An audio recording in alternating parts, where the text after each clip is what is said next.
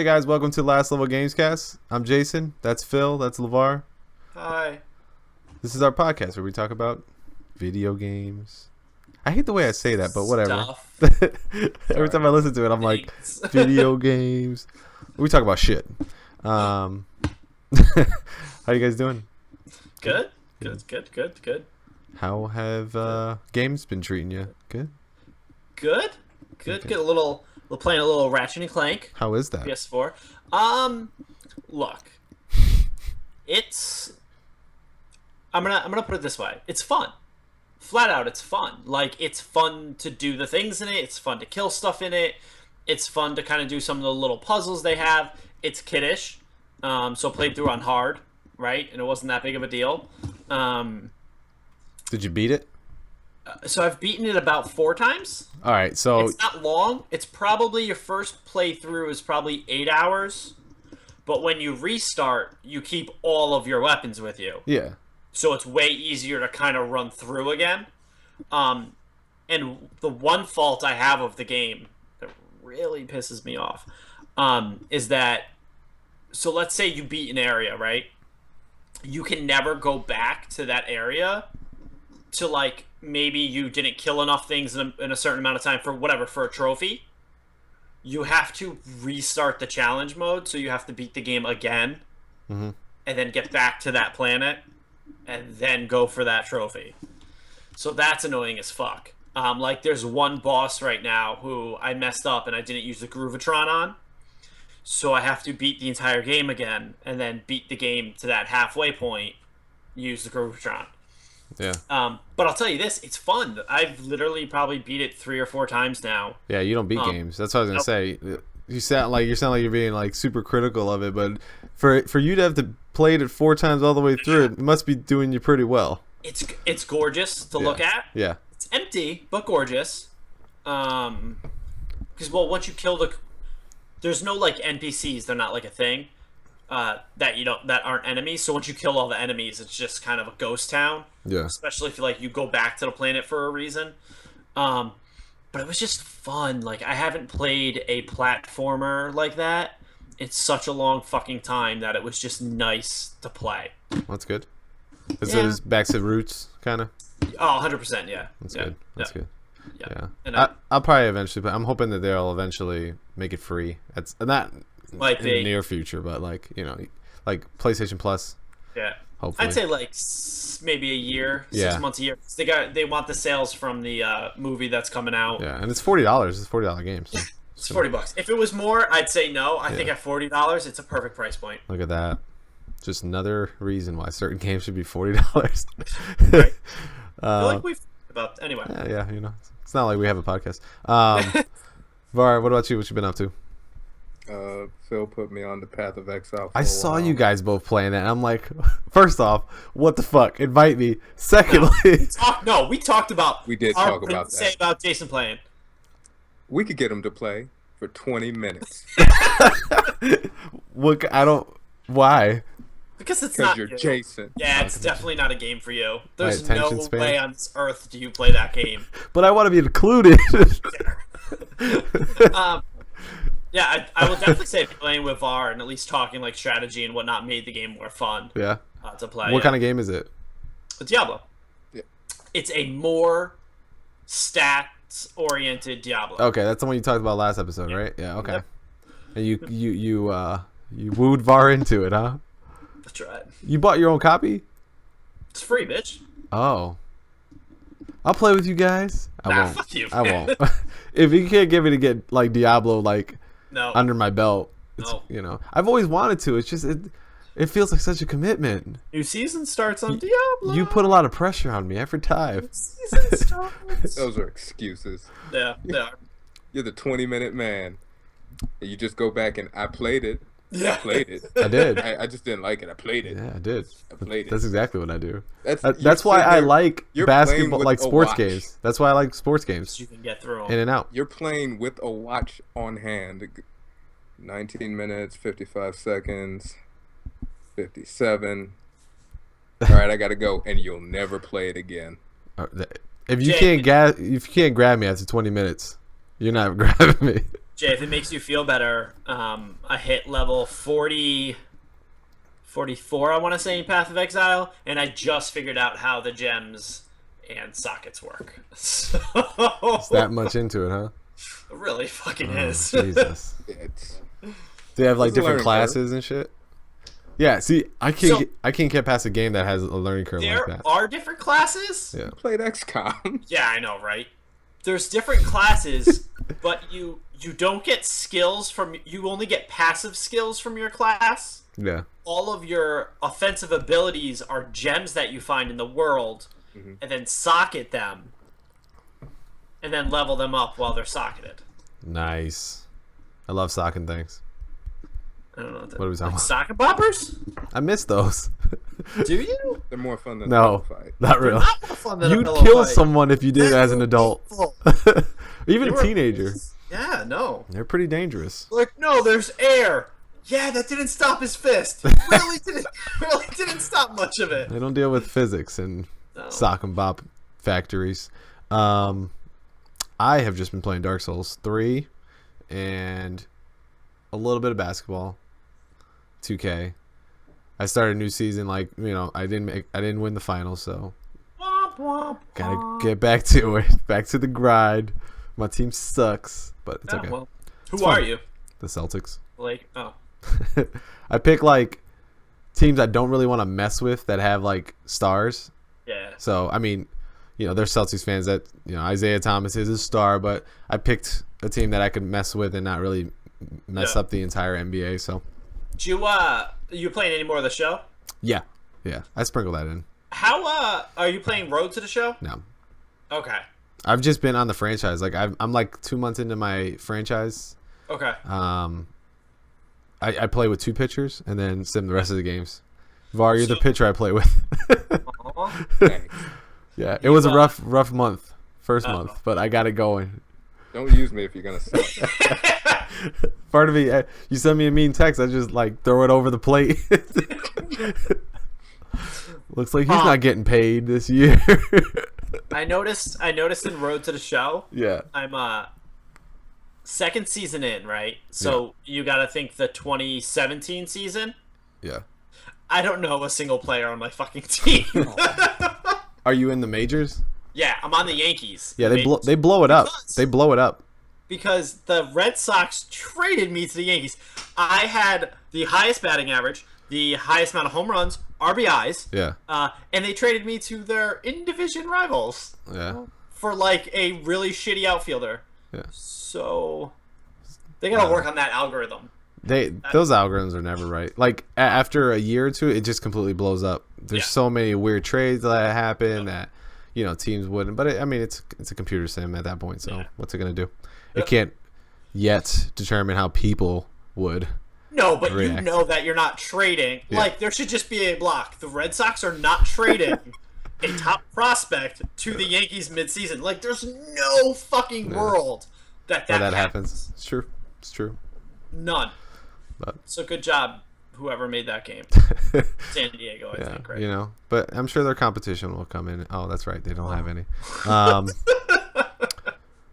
With that said, yeah, I've been playing Dark Souls, and you know, it's funny. This Dark Souls is way easier to get into than it's very much more inviting than the previous Dark Souls 2, and then Bloodborne I think was a little bit more. But that was my first like actual like Souls style game was Bloodborne. So, but this one you can tell, like, you know how Var in Dark Souls 2 you told me to grab, like, there's that one like shard that gets you an extra Estus flag right off the bat.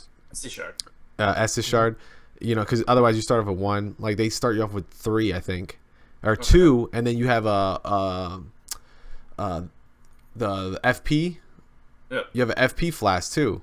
But what you can do between the 2 of them is you can go to a guy who you can basically, if you have 1 of the FP flasks and 2 of the Estus flasks, you can just allot 3 and 0 or 2 and 2. You can switch it between the 2. yeah.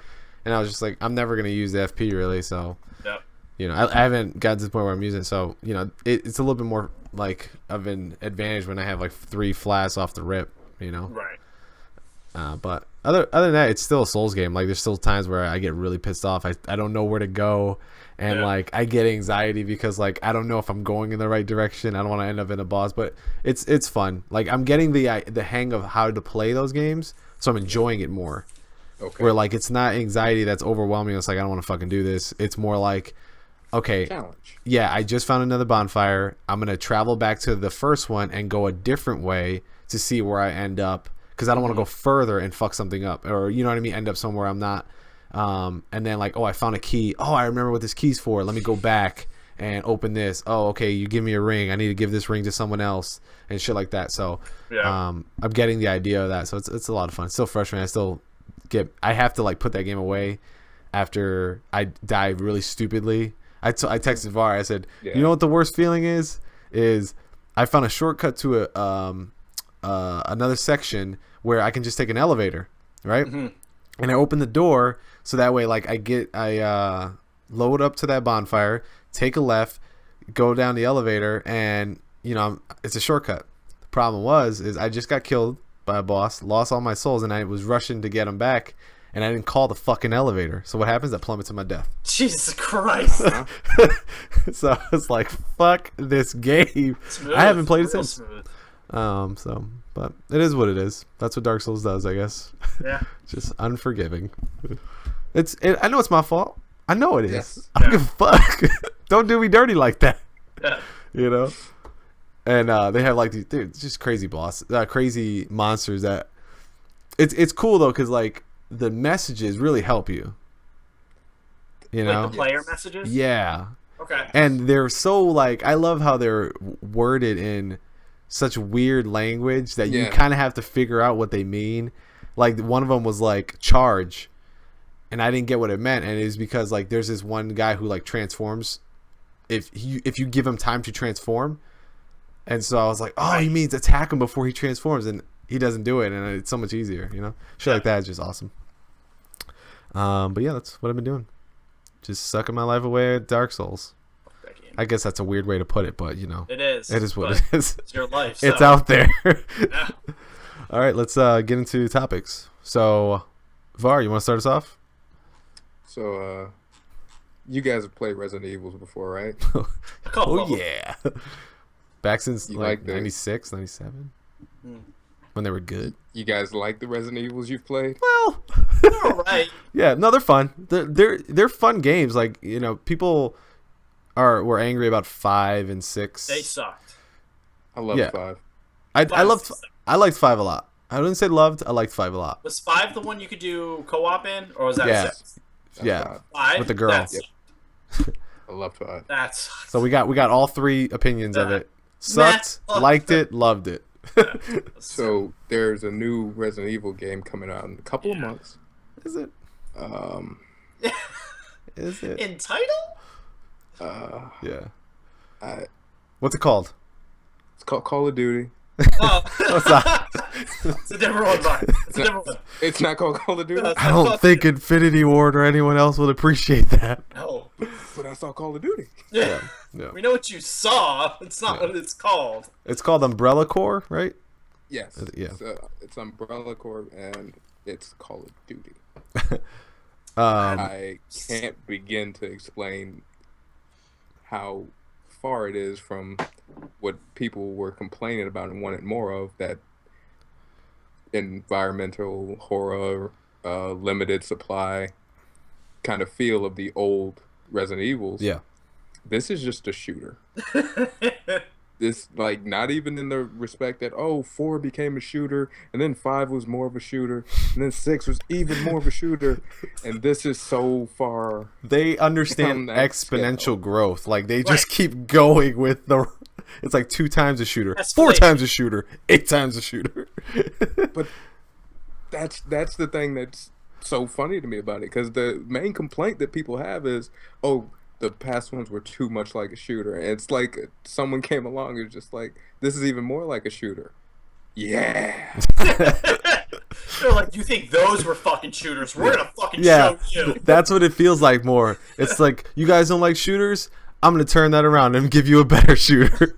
And it's not a better shooter. The original premise was that you were afraid of the zombies. Yeah, now it's just like they look afraid of the zombies. Yeah, they might glitch through a wall or something. You know what it actually reminds me of? What? Ghost in a Shell. Right? I don't know. I don't never. They made the game Ghost in the Shell game, and it's just a Call of Duty clone. It's a fucking ripoff. Oh, really? Yes. It's nothing like the series or any of that shit. They're just like, no, guys, it's come on, it's Ghost. Yeah, I don't understand why they do this. Like, why? Like, okay, it's a different game because they had another Operation Raccoon City or something like that, which was another shooter. And it was terrible. Yep.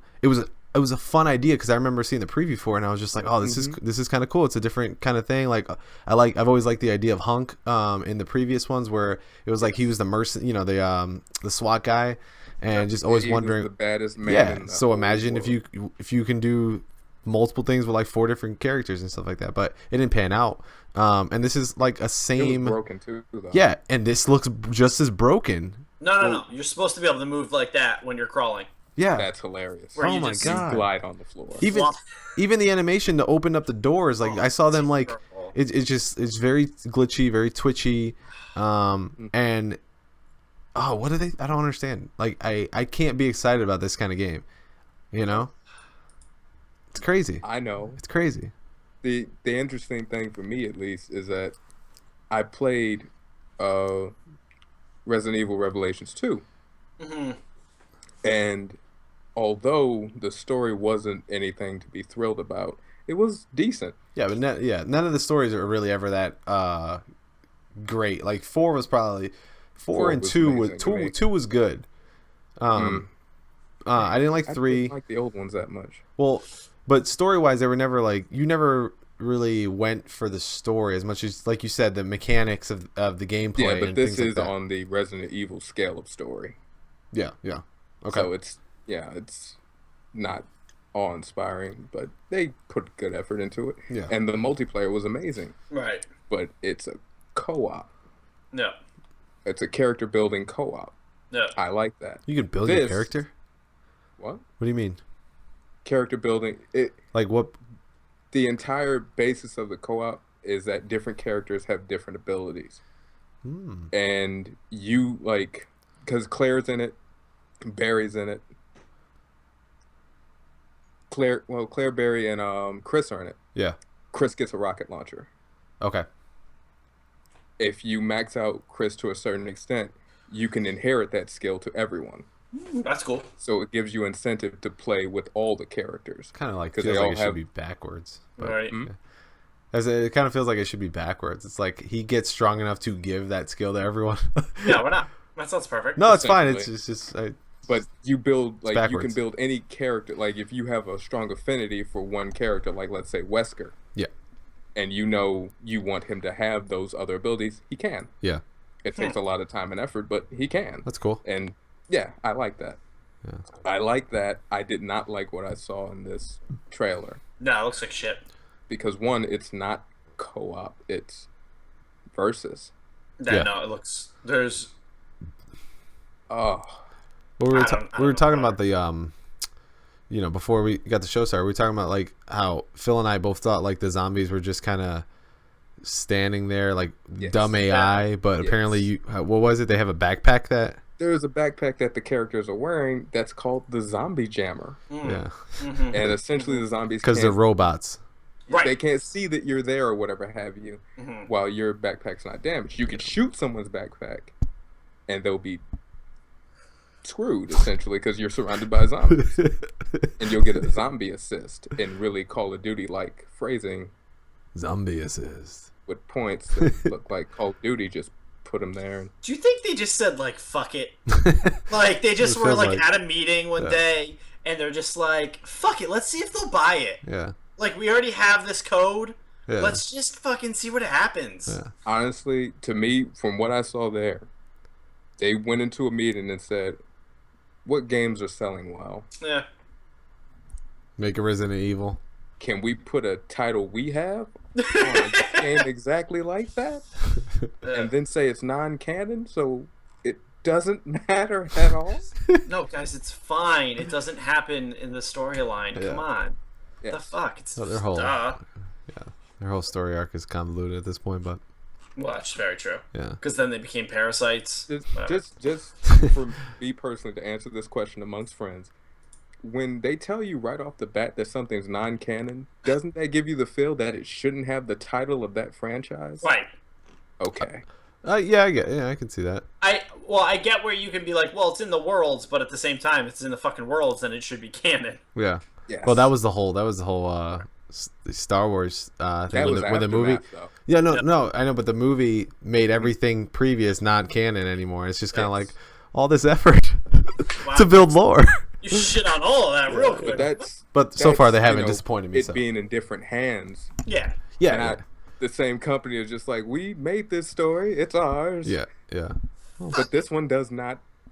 It's brand new. It has nothing to do. Is it good? No.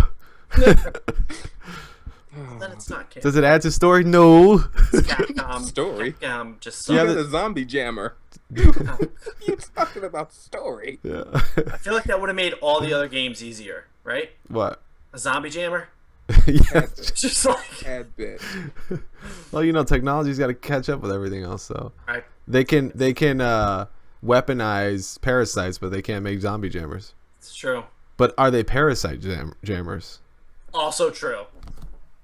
These are I think questions. you just gave this game a hell of a Is lot it more lore than nanomachines? Is it nanomachines? Like, we need to find this out. Somebody needs to get on the rotor phone, because I'm assuming that's what they're using, because they don't know what the fuck they're doing. That thinking is for canon games. Sorry. Sorry. My bad. It's for canon. Yeah. All right. So fucking So you guys are buying it. Good. Okay. yes. It's just so My money? just kind of piggybacking off of that, like, so Call of Duty just announced their title of their new game. Yeah. Is it Infinite War? Well, they didn't announce. It Okay. was leaked on the PlayStation Network. Yeah. Somebody went to, I guess they were just dicking around looking at like Call of Duties, and one popped up for Call of Duty Infinite War. Okay. So it's just a title. Mm-hmm. I don't want to come to conclusions. But let's start jumping. It's a year. It's 6 months away. Oh, it is. Okay. I'm not like psychic or anything, but it's gonna be the same shit. What leads you to believe that they'd have a game I think they're that's hinting exactly at the like- fact that all this is endless with the title. It's like more. They should just name it More Warfare. More like, Warfare. More Wars. It's just like that. I don't know. It's just. What if they named it Infinite Wars War? War never changes. War is always the same Right? on every system, every year. And that's not true. Man. Unless Remember, there was one time where you had kill streaks and you could call in a helicopter. But then you had kill streaks and you could call in a drone. Yeah. And then next year, you had kill streaks and you could call in a gunship. Yeah. And next year, you had kill streaks. And the year after that, you had Kill streaks. kill streaks. yeah, Where you can call in a drone, helicopter, airship. yeah, It was just all one. yeah. I want to shoot attack dogs from a helicopter. Oh man, Then it's too much. yeah. Well, I mean, you'll get your chance because this war is infinite, so it's gonna keep happening. So we'll move on to the next thing. So PlayStation has some stuff coming out. Sony has some, information coming out about. I think Giant Bomb was like the first one to talk about this. There was another, a Digital Foundry, I think, or they at least were commenting on this news. But so it looks like some sort of new system is going to be coming out with soon. Don't know when, but soon. And it's codenamed Neo, which everybody's made the running joke, but they clearly are in love with the Matrix movies. Yeah. Because you had Project Morpheus and now you have Project Neo. Mm-hmm. But Phil, can you elaborate on the tech end of this? Yeah. So basically, it's got a better process. It's not got a better processor. Let me rephrase that. It's got the same processor, just clocked higher, which helps. It has better graphics card, which is just an improved of the old one, so it's not using any of the new tech that's about to come out. It's using the same tech, just more cores, more CUDAs is what they call them, CUDA. And then that's it. That's it. I'm assuming it's going to be slimmer, or we don't know because it shouldn't be. So if you up graphics and you up the processor, it's going to be bigger. Unless it's either going to be bigger or the exact same size. Yeah. Which my PS4 already sounds like it wants to fucking fly to the moon when I play the show. So. Yeah, seriously. It's so fucking loud. It's anyway, like, I'm trying. It's literally what it does. So the whole thing is it's supposed to be 4K. Yeah. So the theory is that it's going to have a 4K Blu-ray drive in it. So we'll actually be able to play 4K Blu-rays because yours currently cannot. Nope. Anybody doesn't know that. Or your Xbox One Blu-ray drive can't either.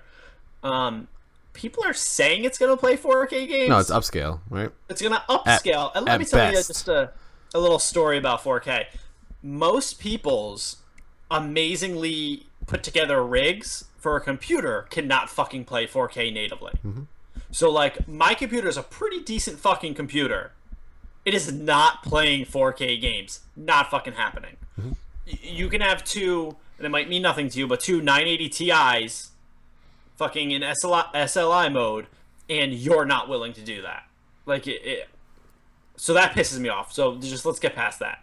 All right? That's not a real thing. They'll upscale, but people have a problem when they upscale to 1080, and that's not okay. So then why would it be okay for the PlayStation 4.5 or 4K to do it?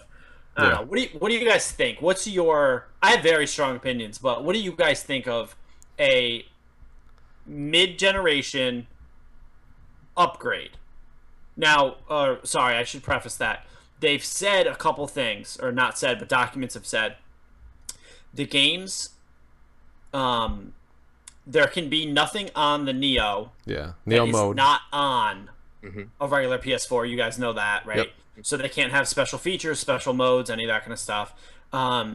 They can't. I believe it has to be 1080p. Yeah, 60 frames. That's what they want. 60 frames is what they want on the Neo. Yeah.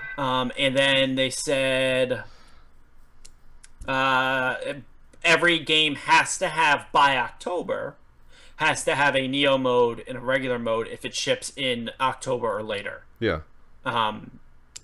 So what do you guys think of this refresh? What do you think this does? I don't understand why people are getting so like up in arms about it, because I can see that I'm worried that it's going to be something that I feel like I need to get, and if it's $500 or $400, I'm going to be pretty upset. Right? It's going to be right. I'm going to be pretty upset about that. Having said that, like I think the more I started looking into it, the more I think, all right, I went back and looked. I was like, when did the Xbox Elite come out? Mm-hmm. You know, because that was a pretty big thing.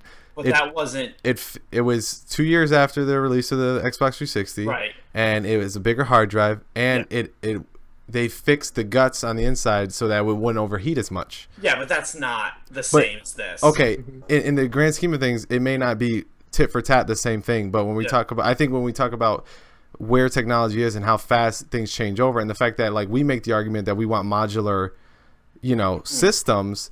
Like, I think they think about it, and I hope this is what they're thinking in a sense, is that they think about it like, okay, if I'm your average consumer of a system, video game system, like VAR, like me, like Phil, right?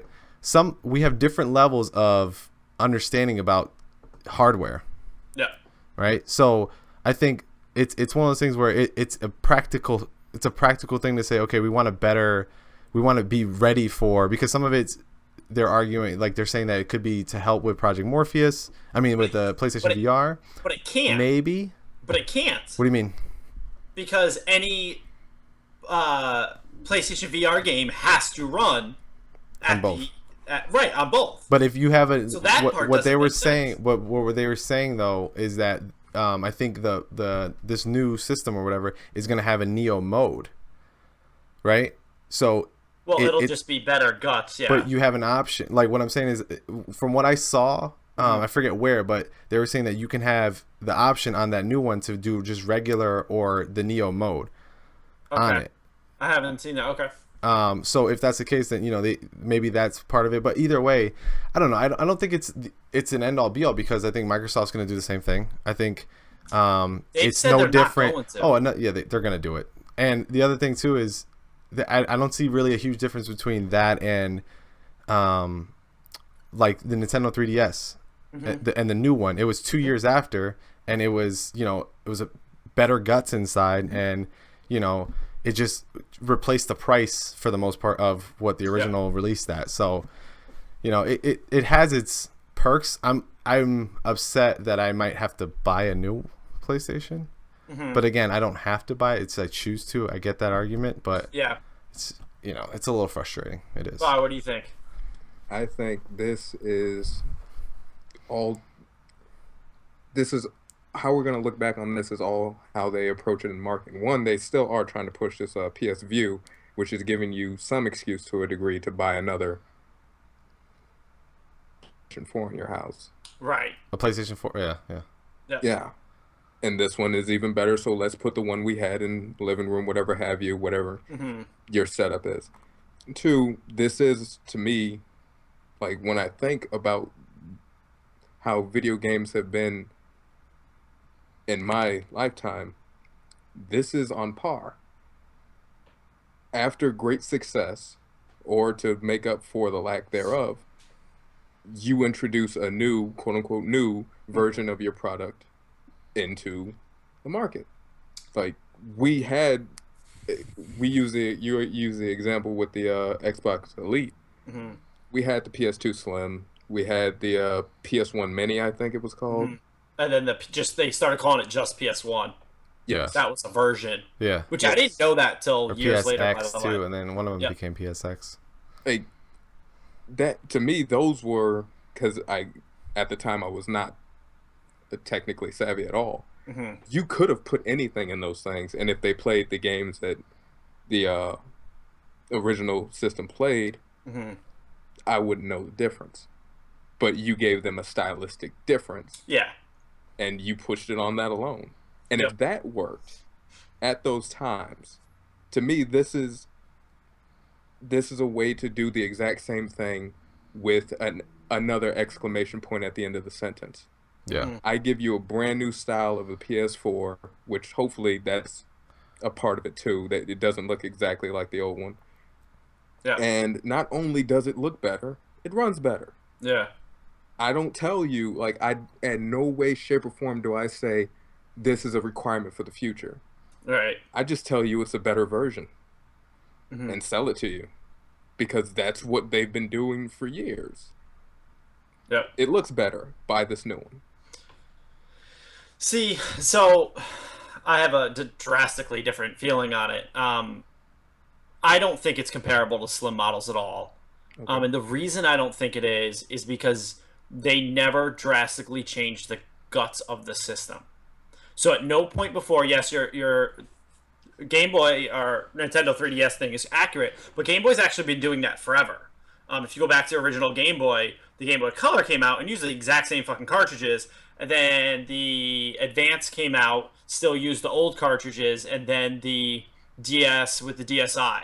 So I would actually say with that line of handhelds, that was already the norm. That was already established as this is what Nintendo does with it. Yeah. The Slims didn't add power. They fixed problems. They always did. Even the PS3 Slim had much better heat dispersion than the PS Fat did. The Fat Boy. Yeah. They also took away your fucking backwards compatibility, but that's a whole different story. So and now they're bringing it back. Ironic. Yeah, right. Could you imagine if it came with a cell processor as well? And right, not the point. So I don't get the Slim thing. I think for me the biggest problem with it is, so I've had my PS4 for 2.5 years, right? This is actually my second PS4.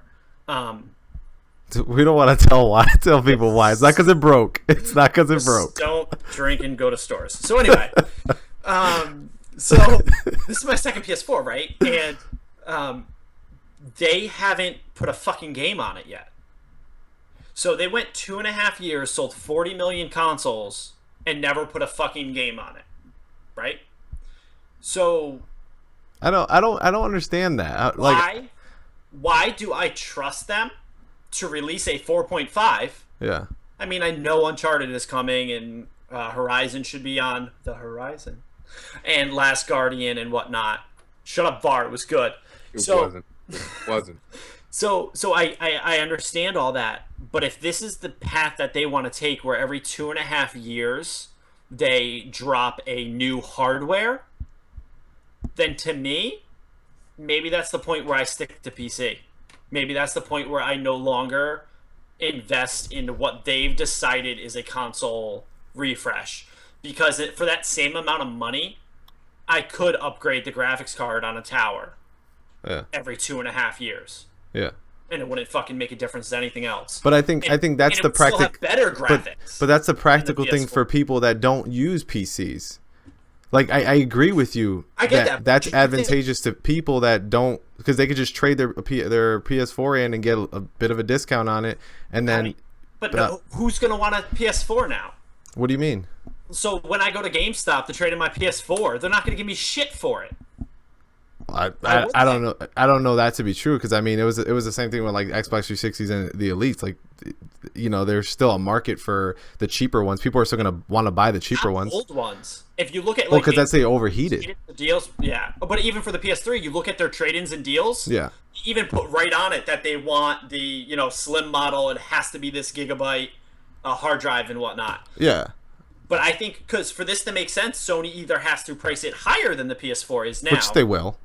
Well, so let's say 400, right? Or like the idea is that it's 350 for the PS4. Then yeah, they have to drop that price at the same time. Or 300, 299, because that's where the Xbox One is. So basically, what this does for me, and my real issue with it, is it shakes my confidence in Sony of the console cycle, right? Yeah, but and that's the only reason to have a console at this point. How do you know that Xbox isn't going to do it? Is that going to shake your confidence on Xbox? 100% it will. Because he said that they're going to be coming out with something too, but he doesn't want a screwdriver to attach. Like, he doesn't want to sell a console that you have to, know. But he also came out and said that they are not doing a Xbox 1.5. Okay.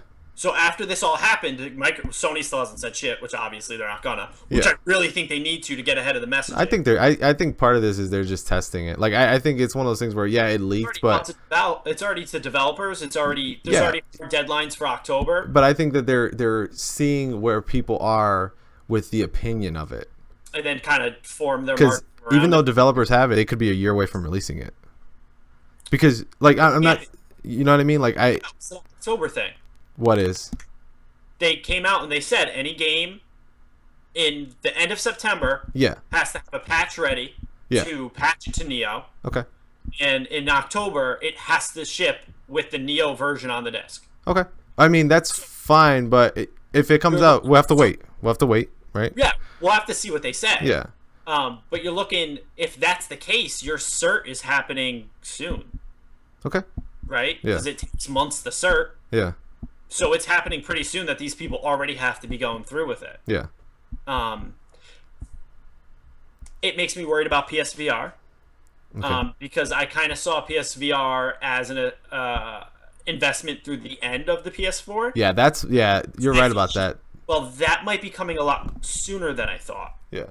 Do you know what I mean? And it eliminates their advantage, I think. Like, because the whole thing about VR in general was that everybody else, you had to do more, like you had to spend more money to enjoy VR, and now you're kind of putting yourself in a position where, okay, you can still enjoy VR with the PlayStation 4, but people are gonna be like, should I buy 4.5? Like, do I need to buy it? You know what I mean? Like, it creates a lack of confidence in that. Like, I agree that is something I need to think about. Yeah. You know so what I mean? I'm actually gonna wait until they announce. Yeah, that's all you can do right now. I already have it pre-ordered, right?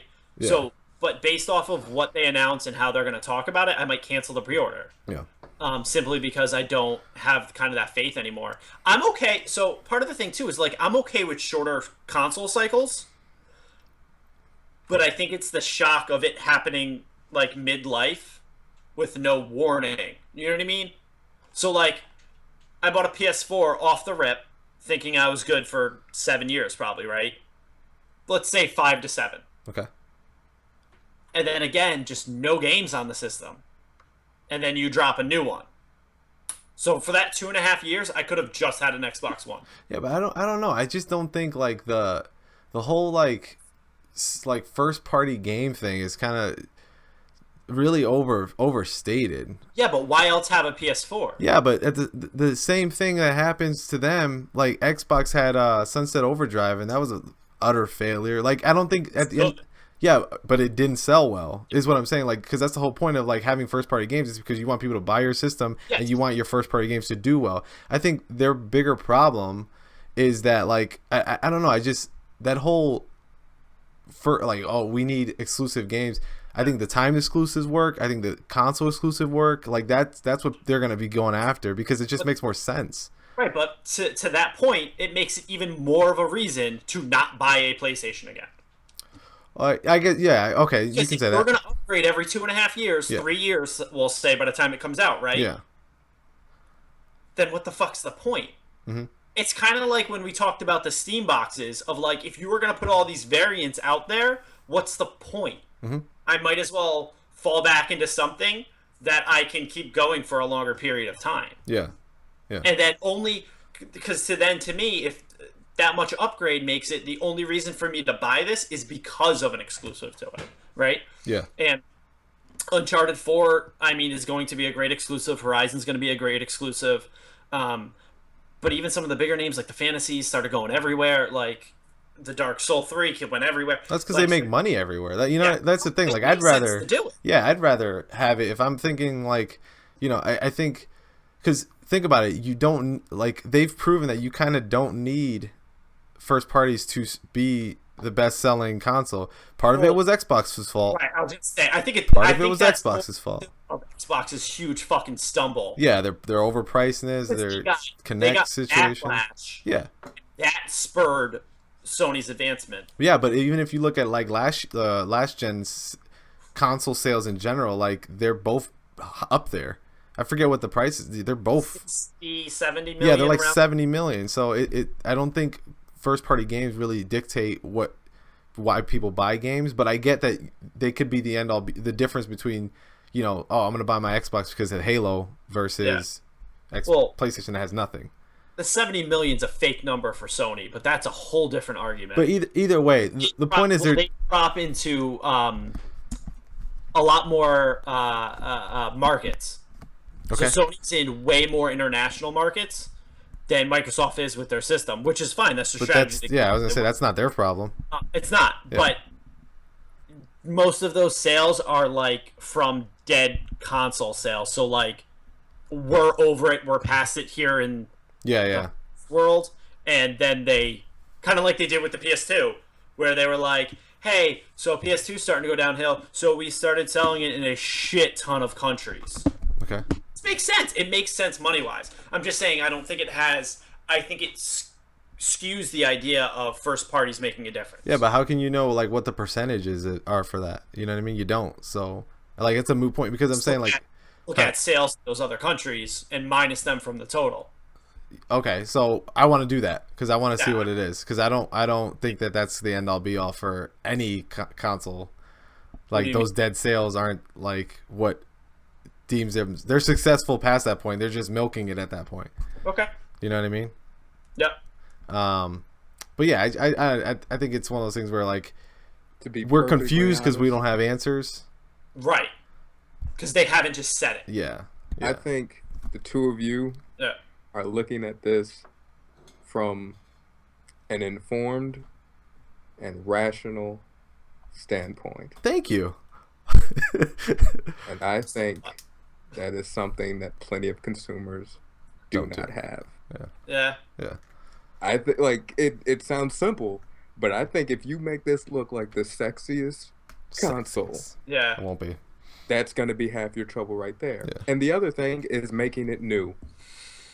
There are some people. There are some. I understand all your arguments, but I know it's the same thing with iPhones.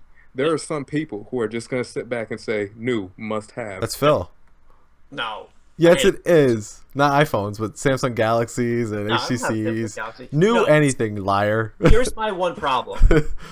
This is my one thing that blows my mind the most with the Neo, right?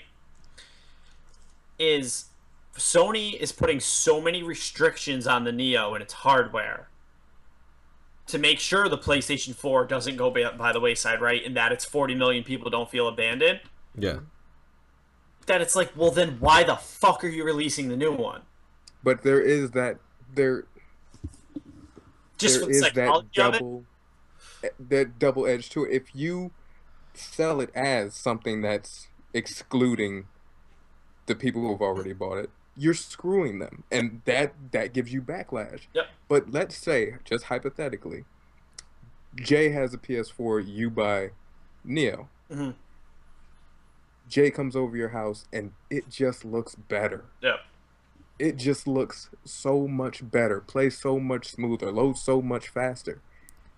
That where originally he had all the biases that you're talking about now, seeing that may be all that you really need to change your mind. But to Phil's point, that sucks. Like, that pisses me off. I understand that completely. I'm not saying it doesn't suck. I'm saying, to me, that's brilliant. Yeah. It's brilliant to already have it in the households, the PS4. Mm-hmm. And there will be those who buy it just because it's new. Yeah. And if they're via the internet or just word of mouth, if they're your plug of, you wouldn't believe how much better it is. Yeah. Instead of them telling you, forget your old one. Yeah. I think that's brilliant. Yeah. See. Go ahead. Sorry. I think it puts Microsoft it puts the NX in a interesting situation, which that's a whole different day. We can talk about that. But I think it also puts Microsoft in a different situation where if they don't release a 1.5 in 2.5 years, and if in 2.5 years they can cut it into a 5-year console cycle, and release the Xbox 2 and be way better, right? Yeah, I was thinking the name Xbox One, 2, right, cool. the 2. I don't know what they're gonna call it. The VO, I don't know. But and then if it looks graphically and everything better than the Neo, we could get into this weird every 2 years, or 2.5. There's another console, but then does Sony? Then there's the next question: does Sony release the PlayStation 5 in another 2.5 years? Yeah. It's know. interesting. It's more than anything. It's really just like a rift in the cycle. Like and for your point, I think when we think about like the DS and the Game Boys, like that's a little bit cheaper than $400. We're talking $199 at most. That's a little bit easier on people's pockets than 400, 500. So it's gonna be interesting. I just think it's one of those things where, like, I was reading NeoGAF and just trying to get an idea, and I think initially the biggest thing is just frustration because no one really knows, but as more information comes out, and we'll see, and I think it's interesting that they're testing the waters to see what happens with this, because if they're considering themselves already successful with the PlayStation 4, then they can take this chance and see if that sells, because like you said, it's the same processor, and but they're just overclocking it. So basically, it's not, as far as cost go, it's not like they're putting a whole new system, like, guts in it. You know what I mean? So it's interesting. Another question I had is, so they're supposed to be making them the same, right? Yeah. So does that mean in like online play? So if you've played Call of Duty or anything competitive online, better graphics is an advantage. Or frame rate. Better frame rate's an advantage. Yeah. So is this only like single player only shit? Will they have that better graphics and frame rate in competitive? I don't know. There's just a lot. Yeah. They need to talk. Yeah. We need answers, Sony. Damn it. We can't handle the truth, I guess. That was a reference to a Tom Cruise movie. I don't even know who that is. He does like Mission Impossible. Did he tweet it out? No, he didn't tweet it out. I don't think he has a Twitter. But hit him up on Snapchat. I don't have a Snapchat. Those words. I do. I used it the last night. I don't want to know why you have a Snapchat. What's up? You guys are both nodding your heads. That's trouble. I find out Var has a Snapchat. No, you won't. What's wrong with that? If you find out, it's screwed for me. It's all downhill. It's just all your pictures, Jason. What? Oh man, I'm okay with that. It means you care. Exactly, buddy. You need stalkers. I do. You are the perfect setup. Yeah. You're gonna stalk me? Thank you. Guys, I have fans. Yeah. You want to lock in my hair? Yeah. No problem. I barely have it, so. I was gonna say, well, that might be a problem. Yeah. They can catch it as it's falling. All right, so last topic on the docket here. We love video games. Yeah. We love people who make video games for the most part. We appreciate all the work they do. Yes. Big, semi-big story in the gaming world. So a former head of video game company. I don't remember what video game company he was the head of, but he's a big contributor to the video game world. He decided to release an opinion piece on this big idea of game crunch for developers. That crunch time that they have, and it was a pretty polarizing opinion. Yeah. And basically he was saying that game creators should feel that what they're doing, it's just so fucking weird that they should feel privileged that they're clicking a mouse and getting a paycheck. Yeah. That they're making art and not really doing work. Yeah. And a bunch of other really just interesting opinions on what game developers have to deal with and what is becoming more open to everyone else as far as the stress level of making sure games come out on time. Yeah. This was a response to a huge discussion about basically surveys that companies are doing at game developer companies and getting feedback about crunch time and work-life balance and stuff like that. Mm-hmm. If you guys haven't seen it, his name's Alex St. John. Go check out his opinion piece on VentureBeat because you need to see it. You guys both looked at it. Yeah. I'd love to hear what you guys have to say about this. Now I know you guys don't develop games, but you appreciate it. And I don't. You don't. But I'd love to hear what you guys think about this. So, and this is going to be a little rough around the edges, and bear with me for a second. Have you ever had a job you really didn't enjoy, and you had a boss who treated you as though that job was not a job, but a privilege to you? Yeah. That's how. Been there.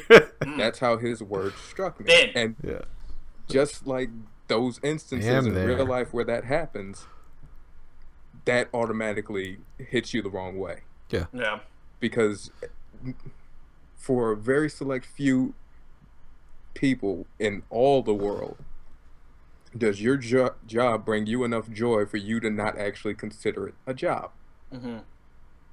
Very fortunate must you be to look at the thing you do and say to yourself, this isn't work at all. Even people who enjoy their jobs often feel that they are putting a great deal of effort and time, so on and so forth, into what they're doing. Yeah.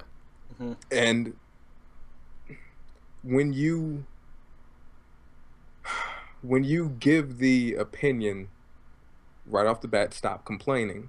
Yeah. And I'm gonna complain harder. To a degree, he makes examples to what his life was like and how much harder things could, essentially giving you the feeling, stop complaining, you have a cushy job. Right. Things could be much harder for you. Yeah. The problem with that is it's relative. Right. The problem with telling anybody that is they aren't living someone else's life. Right. They're living their own life. The problems that they deal with are their problems. They're the problems they know, and the problems that they feel are serious. Me having a bad day isn't the same thing as a cancer patient having a bad day. It doesn't mean to me my bad day isn't bad. Yeah. Right. It means in the spectrum of how bad days can be, there's a worse option out there. Yeah. You, as somebody who's successful and has, as he said, worked with a lot of people, it's very off-putting to tell, like, for one, to boast your success, and at the same time tell people you have it so good. Yeah. You have it so good. And that's why you shouldn't complain, because you have it so good. Mm-hmm. That's not how people feel. Like, we've all been there, and we've been in situations where somebody else comes to us with their problem, and it's just, you're either on one of the two spectrums. Wow, that's way worse than what I'm dealing with. Or, wow, how in the hell is this person complaining to me about something like this with what I'm going on? Yeah. It's just a bad approach. Yeah, no, I think a lot of what he said could have had merit. I think the way he went about it was completely wrong. I think the way he's almost attacking people and attacking the thing instead of just talking about the issues or bringing the issues up. He's attacking a generation. Like, that's the problem. He specifically attacks millennials in that generation. I don't think everything he said was wrong. I think that I think everybody should be compensated fairly, and I think everybody should have that sort of work-life balance.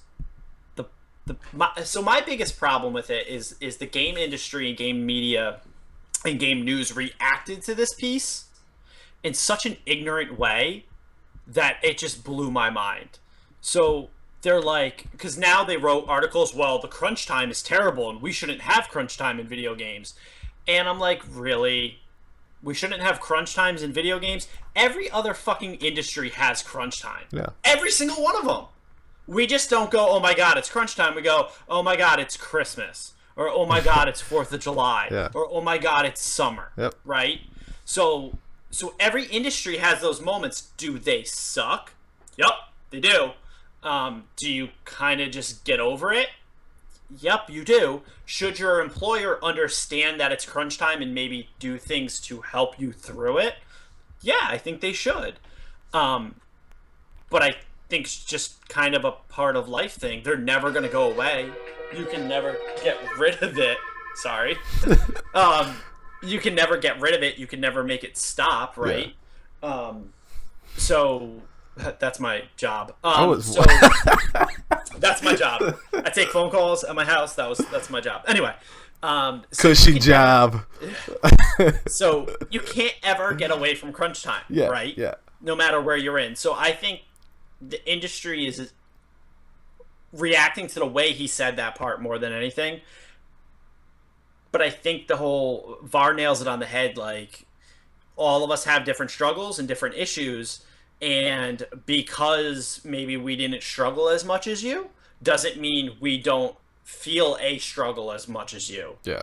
Because I think a lot, and us included, are fighting for different things. Whereas my dad would have worked 100 hours a week and not cared. Like, that would have been perfectly fine, and there's no issues with that. Whereas I think our generation is coming into it and is like, hey, I don't want to fucking do that because I still want to see my wife. Choices. And I want to be able to still have a life outside of working all the time.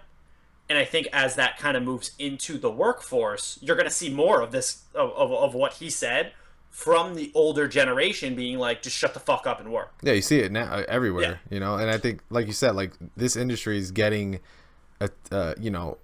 more and more exposed to that idea, because the people that started off making games back in the 80s and 90s are becoming older and becoming that generation that's like, that built a foundation for the next generation to be successful. And that's the weird thing about it is, and it happens everywhere, where you hear that they're trying to build a better future for the next generation, and then you throw it in their face. It's ironic. And I think the guy, more than anything, he's just tone deaf. He just doesn't understand what, like, because I agree with you, Phil. Like, I think you have to understand, especially with, like, and this is the sucky thing, like, when you have a salary job, like, it's more like, okay, you're worth this for a contractual agreement, but it doesn't dictate hours necessarily always, or it might, but it says like there's wiggle room. Whereas when you're paid hourly, like that's your worth by the hour. So when that changes, you have an argument, definitely. You know what I mean? More so than a salary person.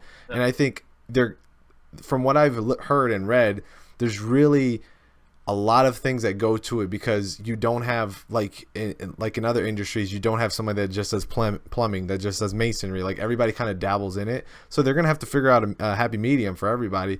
Or I just think it's one of those things where just because you have a job that not everybody in that industry wants to be there. Like I get that people that make video games, you think that everyone that makes video games wants to be there because they love video games. Sometimes it's just a good job that they can do. Sometimes graphic design people get into video games because there's a lot of money there. You know what I mean? Like, don't make that such a blanket statement and it's treat the it privilege argument. It's ridiculous. Like, you know what I mean? Like the concept, the idea about crunch time, he's right.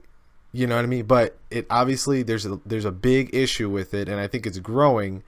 Or at least the awareness of it, and they're gonna have to figure it out, one way or another. Because I think a big part of it is, like he said, is well, actually it was somebody's opposing piece, is that some of it is management. Sometimes they can't manage the time correctly, but you do run into problems, right? But when you're building a game, yeah, exactly. Like it never ends. You could always make this rock look more like a rock or whatever. So that can never happen. I think what Jay said's perfect. Thank you. when you have a job, and we've all had jobs, the thing that makes those crunch times, because they all have them, that pisses me off. How they're like, oh my god, we have to get rid of crunch times. No, you have to manage them better. Exactly. Like the things that make it better, even if you can bring in more staff to not go so far over, get lunches, try to do things that make the team happy, try to be around for the team. Whatever you can to make it easier. I don't think, maybe we're not there yet in the games industry where we do that. We just ask for the more and more and more and more and more without kind of giving something back. Maybe that's the issue with the video game crunch time. But I've never worked a job that doesn't have crunch time. Well, really, really quick, Var, I just want to talk about Phil's point, because Phil, you've had experience with these kind of jobs, and I've seen it, and I've been there. But I think more than anything, a bigger problem that they have, and I'm going to try to say this the right way, is you necessarily don't, like, you have crunch time, and it's a decision that you're making more than anything most times out of, like eight times out of 10 or something like that. I'm obviously, doing this to make a point, but it's not necessarily like 10 times out of 10 you're forced to stay there or you're fired. And I think that's the kind of the thing that I see people talk about. It's like, if I don't stay, I lose my job, and like that kind of shit's fucked up. Yeah. But at the same time, like, they all got a job to do. You know what I mean? And it's tough. It's a tough thing, and I'm glad they're gonna talk about it. But that guy's an idiot. I'm sorry. But it's perspective, right? Yeah, it is. When I'm trying to think, like, if you paid me to play video games, I'd be on the clock, around the clock. You say that. Yeah. But running into a corner a million times an hour, like, you know what I mean? Like, yeah. The thing is, to me, that's, a privilege. Okay. You can give someone else the same job and they don't feel that way. It's exactly like you said. Not everyone doing your job looks at it the way you do. Yeah. And especially because, personally, I do look at video games as art. Mm-hmm. And as with almost every form of art, there's someone in some place on the level of production for that art who doesn't look at it as art, who looks at it as a job. Yeah. Like, don't be so blind to the current times that you invoke the past, because that's what the whole art argument has always been. Yeah. You're thinking of a time where, one, industry is nothing like it is now, and two, art had a different tone to it. Your work, depending on how good it is being appreciated. Yes, it's art. Mm-hmm. But at the same time, one, it's more steady than art of old. Two, you rely on it a hell of a lot more than the art of old. Yeah. Like, if you want to look at historic, well received, normally after their death artists, Yep. it couldn't work today. Mm-hmm. It couldn't, and it sure couldn't work in the video game industry. We can't wait 4 or 5 generations to say that's a good game. It does nothing for you. You won't make another one. Yeah. Now, Except for the Mario. way things are, the second I beat a game, I'm thinking about the sequel. Mm-hmm. If I enjoyed it. The next one, yeah. Yes. Or if I didn't enjoy it, all that effort, all those hours. Yeah. And I'm immediately, not only is it wasted, I'm immediately now someone who's saying, don't bother. Yeah. Yeah. All the effort and time and well wishes or whatever have you that a large group of people or small put into their quote unquote art, and if it's not up to my standard or if it wasn't what I was looking for, I'm a negative review that tells the next person who is a potential buyer that it's not worth their time. It's not the art of old. Yeah. Like, there were no commercials for Picasso. It's not the art of old. Blowing my mind. Well, the other thing too, you mentioned the art aspect of it, and I think for him to bring that up, it actually kind of blows up in his face if you think about it in terms of movies, because movies, they're considered art. They have the actors and all that. They are heavy with unions and heavy with like contracts and stuff like that. Like I knew a guy who was a camera, like he worked on sets, and because like they were unionized, he'd stand there for 8 hours not doing really much. And then one time out of those 8 hours, they say, all right, move that camera this much or that light this much. And then he couldn't touch anything else. So if you don't like work on these kind of things, and that's an art form, right? Mm-hmm. They're heavily structured with that kind of stuff now. So if they don't want that to happen, they need to figure out a happy medium. And I think the best thing that came out of this was that people were just like, what the fuck? And then what's going on? Now they're talking about it, because I was listening to another podcast. I think it was from Kotaku. Phil, Split Screen. Ever heard of it?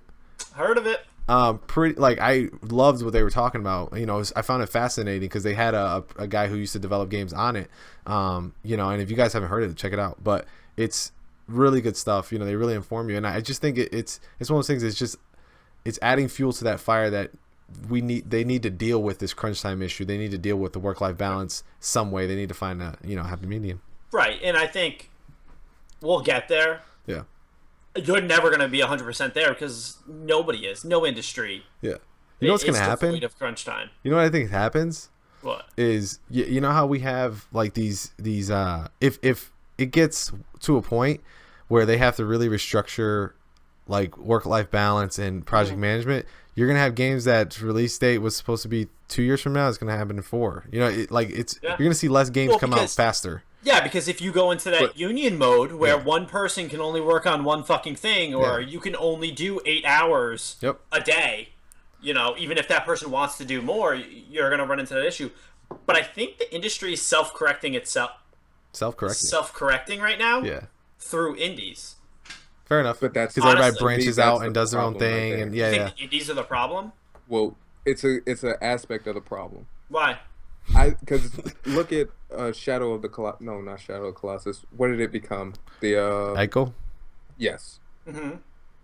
You, in some cases, you'll have that opportunity to say, "We're still working on it." Yeah. We're still working on it. Yeah. And in other cases, you won't have that opportunity. Yeah. And you may release the unfinished product or something that's lacking or nothing, like Last Guardian. Go ahead. You could end up with a AAA game that ends up putting everything into DLC and getting huge amounts of backlash for it because you were trying to do clock management and then the consumer felt that you just dick them. But why does that make indies the problem? The problem, from what I see, is the problem is with indies. to me, you don't get as much of a second chance. And you're not under the same cloud of benefit that other studios are. Yeah, but you're also not under the same scrutiny and under the same expectations. The same expectations that studios are. Yeah. The reason I like indies is because I think that I don't understand why you that look at them as these people who actually break away from those bigger companies and they start smaller studios where maybe the crunch isn't the problem. Maybe they still have crunch. Maybe they still have this, that, and the other thing. But so in my head, it works like this: is I work for Jason. Jason is a prick, right? Yeah. So no work-life balance. Always a prick. It's not what I want from the company. Yeah. He treats us like shit. He doesn't help with stuff, right? Work. So then, to me, with the way indies are fucking everywhere now. Yes. Well, at the end of this, I'm gonna break off and start my own. Yeah. And maybe the first game I make is only 2 people, 3 people, but maybe I'm better to them. And then maybe my game company can grow, right? Mm-hmm. And that's why I think indies can actually be the saviors, where maybe in 10 years we're not looking at EA and Ubisoft. If we're still looking at Capcom, I'm going to be fucking pissed. But you know what I mean? If we're Capcom not... has so much potential. No, it doesn't. What was that? Does. Umbrella what was Corps. that video you made us watch? Anyway. Umbrella Corps.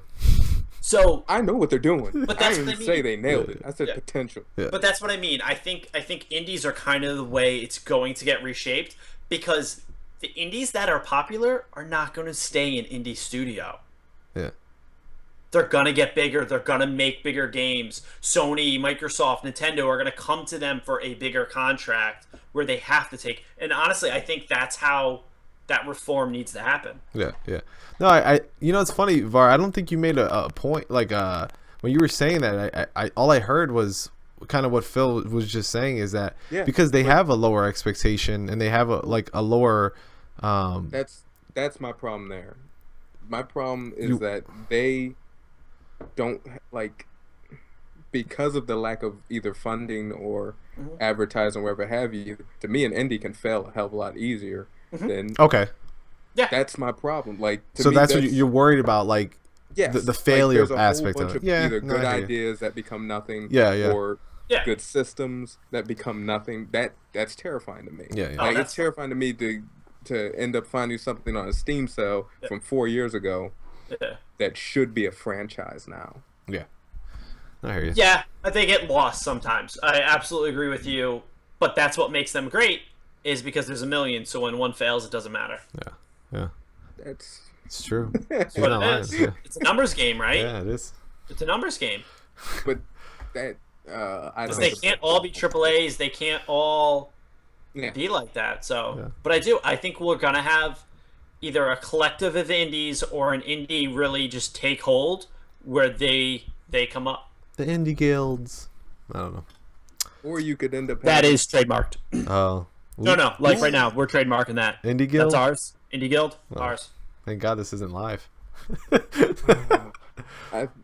Live from alternative is that you kind of have some conglomerate of. Yeah, I think you're gonna have clear definitions of indies, mid-size, and AAAs. Yes. But we'll see. All we know is this guy's a little deluded. He needs to take a chill pill. He needs to take a lot more than a chill. So I want to say, I don't know if you guys follow this story at all. His daughter came out and just ripped him. Really? Yeah, she basically called you gotta. She wrote an article because I think she works in the tech industry, and she has some pretty interesting remarks in relation to him. And her opinion was not what you think a daughter would say about a father. But I mean, judging from his opinion, Well, he had too much crunch time. He was never. Yeah, that's true. With that, we'll wrap up. So let us know what you guys think about the topics we talked about. About crunch time, about Umbrella Corps, about PS 4.5, Game of the Year. And we'll see you guys next time. Bye. Okay, bye.